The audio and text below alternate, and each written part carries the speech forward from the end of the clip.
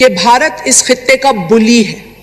ये कहना हमें चाहिए कि वो एक बुली है जो हमारी कौम, हमारी अफवाज को वहां से स्टूडियो से बैठकर चिल्लाते हैं और कहते हैं कि हम पिंडी के पंजाब के देहात से और पिंडी से चीखों की आवाजें सुनना चाहते हैं। भारत के राफेल तैयारे जो तकरीबन $240 मिलियन की मालियत है और वो उसकी बैकबोन है, उसकी दिफाई निजाम की जो है वो बैकबोन है। हिंदुस्तान ने वो राफेल जहाज खरीदे हैं, उस पर बड़ा नाज करता है।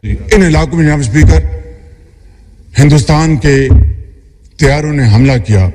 हिंदुस्तान ने पाकिस्तान को कन्वेंशनल वॉरफेयर में बहुत पीछे छोड़ दिया है। भारत ये बात भूल गया कि जंग कभी भी हथियारों से नहीं बल्कि हौसलों से लड़ी जाती है। 1947 की जंग भी हौसलों से लड़ी गई थी, 1965 की जंग भी हौसलों से लड़ी गई थी, 1971 में भी ये जंग जीती जाती अगर भारत हमारी पीठ पे वार ना करता। और अब इंशाल्लाह चाहे 2019 के हमले हो, चाहे 2022 के, और अब 2025 जहां हम खड़े हैं, जंग लड़ने में कोई बहादुरी नहीं होती। ये सबसे बड़ी बुजदिली है, अग्रेशन करना। ये बुजदिल करते हैं अग्रेशन। कि इतनी बड़ी दुनिया की सबसे बड़ी आबादी इंडिया का मुकाबला कर रहे थे। जनाब कि हमें यह समझना पड़ेगा कि जंग किसी मसले का हल नहीं बल्कि हजारों मसाइल की जड़ है, तो उससे मासूम जानों का नुकसान होगा। पाकिस्तान ने जवाब दिया है मगर पाकिस्तान की पोजीशन डिफेंसिव रही है। कि मोदी का ये जो इस वक्त जंगी जुनून है और पाकिस्तान की तरफ जो तोपों का रुख वो कर रहा है, इस बात में कोई दो राय नहीं कि इस वक्त मोदी और नेतन्याहू का आपस में गठजोड़ है। अगर कोई मुल्क और अगर कोई शैतानी कुव्वत अपने पूरे शैतानियत के साथ मोदी के साथ खड़ी है तो वो इजराइल है। और ये पहली दफ़ा नहीं है, इससे पहले भी मोहतरमा बेनज़ीर भुट्टो के दौर में उस वक्त के इजरायली प्राइम मिनिस्टर ने हमारी एटमी तनसीबात को निशाना बनाने की एक नापाक साजिश की, जिसमें उसका पूरा साथ उस वक्त की भारतीय प्राइम मिनिस्टर इंदिरा गांधी ने दिया। ये गलत फहमी थी जिन्होंने मोदी को उसके इलेक्शन से कबल गुड लक विशेस और बेस्ट विशेस भेजी थी और फिर उसकी कामयाबी के बाद मई 2019 में बाकायदा मैसेजेस किए थे कि बड़े हम खुश हैं कि मोदी जीत गया और मोदी जो है इस खित्ते में अमन के लिए हमारे साथ काम करेगा। आज उनकी भी आंखें खुल गई होंगी कि मोदी हमेशा से, लेकिन जनाब उनका मीडिया बार बार कहता है कि इनके साथ वो सलूक करो जो हमास के साथ। मगर भारत ये भूल जाता है कि पाकिस्तानी वो कौम है जिन्होंने लाखों कुर्बानियां देकर 1947 में ये मुल्क हासिल किया,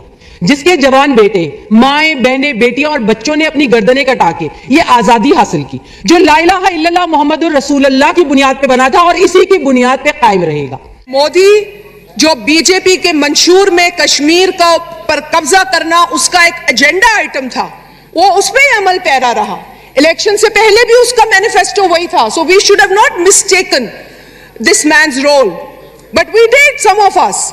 It was unfortunate, but I hope that this is clear to them that Modi was never a friend of Pakistan. United Nations के अंदर और उनके मीडिया के अंदर वो आपके डिफेंस मिनिस्टर का बयान चलाएं, आप मुल्क की खिदमत नहीं कर रहे। आप जो हैं जो मोदी का जो या जो आपका जो हमसाया मुल्क है जो आपके खिलाफ दहशतगर्दी करता है, आप उसके बयान को तकवीत दे रहे हैं, आप पाकिस्तान की खिदमत नहीं कर। जय हिंद दोस्तों, द अंडरलाइन में आपका स्वागत है। दुश्मन देश पाकिस्तान की संसद में एक सांसद ने खड़े होकर भारत के साथ जंग और मेजर गौरव आर्या के लेकर ऐसा बयान दिया है जिसने पूरे पाकिस्तान में बवाल मचा दिया है। आइए देखते हैं कि पाक सांसद ने भारत और मेजर गौरव आर्या को लेकर क्या कहा।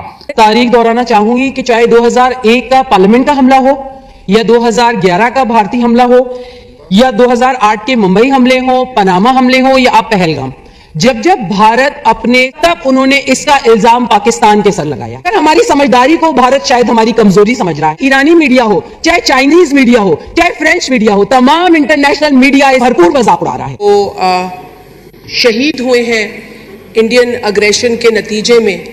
अब तकरीबन 31 लोग हैं। बहुत ही तकलीफ दे हमने तस्वीर देखी हैं। इंडस वाटर ट्रीटी को सस्पेंड कर आपने इनसिक्योरिटी और 2015 से मोदी ये हमेशा कहता आया है, उसके दिमाग में ये इंडस वाटर ट्रीटी आज की नहीं है। आप उठा के बयानात देख लें, 2019 में तो वो इलेक्शन की मुबारकियां ले रहा था कुछ लोगों से यहां से, लेकिन 2015 से वो हमारी इंडस वाटर ट्रीटी को अटैक कर रहा है वो शख्स। यानी इंटरनेशनल मीडिया में अगर अंग्रेजी नहीं आती है तो ना जाओ। If you can not defend your own country, don't go there. Don't mock yourself, don't mock your government, don't mock your state. अगर आप बयानियां वहां पे बर्दाश्त नहीं कर सकते हैं, आपसे वहां पे सवाल करते हैं और आप आगे से कहते हैं कि जी पाकिस्तान दहशतगर्द पालता है, हमारे गले काटे जा रहे हैं, हम मदरसों के अंदर शहीद हो रहे हैं, हमारे ऊपर मसाजिद के ऊपर हमला हुआ है, रात के अंधेरे में हमारे ऊपर हमला हुआ है। कि मोदी ढोलक की थाप और जो जंगी घोड़ों की टाप होती है उसमें बड़ा फर्क होता है। और जो 100-100 करोड़ की फिल्में बनाते हैं उन्हें ये पता होना चाहिए कि रक्सो सरूर की महफिल और मैदान जंग में बड़ा फर्क होता है। और जिस फौज के बलबूते पे इतनी बड़ी बड़ी बातें करते हैं और पाकिस्तान को धमकाते हैं, हिंदुस्तान को उन्होंने जिस तरीके से संगदिली के साथ इस का मजाक उड़ाया, वो तारीख में हमेशा बदतरीन अल्फाज में याद रखा जाएगा। जनाब स्पीकर, जय हिंद दोस्तों, जैसा कि वीडियो में आपने देखा कि किस तरीके से पाक आर्मी पूरे पाकिस्तान पर हावी हो रही है और पाक सांसद में जितनी भी महिलाएं हैं, पाक आर्मी ने सबका सॉफ्टवेयर अपडेट कर दिया है। और जिस तरीके से भारत ने ऑपरेशन सिंदूर चलाया और इनके कई बेसिस तबाह कर दिए, तब जाके ये जज्बे वाली कौम जो कि हर समय मरने मारने और लड़ने के लिए तैयार रहती है, आज भारत से ना लड़ने के लिए भीख मांग रही है। सोचिए कितना बड़ा बदलाव है। लेकिन इनके जहन में ये बात बैठनी चाहिए कि जिस तरीके से आप हिंदुस्तान में जाकर आतंकवादियों को पीछे से फंडिंग करते हो और भारत में हमला करने के लिए मजबूर करते हो, उस समय आपको भारत के साथ ये भाईचारा याद नहीं आता है। जब भारत ने ऑपरेशन सिंदूर करके आपके कई बेसेस उड़ा दिए, न्यूक्लियर प्लांट उड़ा दिए, तब आपको ये भाईचारा याद आ रहा है।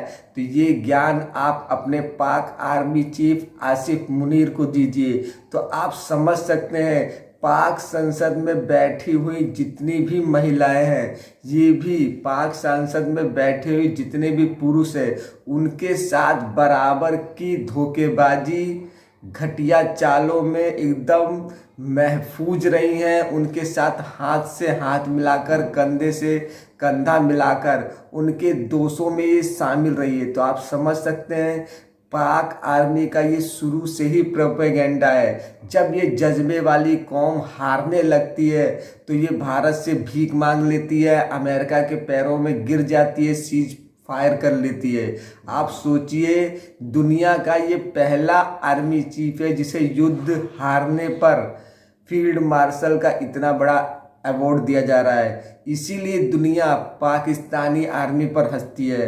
तो दोस्तों, ये कैसी लगी आपको वीडियो? अगर आपको ये वीडियो थोड़ी बहुत भी अच्छी लगी है दोस्तों, और आप हमारे इस चैनल पर नए आए हैं, तो इसे ज़रूर सब्सक्राइब कीजिए। आपको इस चैनल पे बहुत ही धमाकेदार वीडियो देखने को मिलेगी। तो मिलते हैं एक और नई वीडियो के साथ। जय हिंद।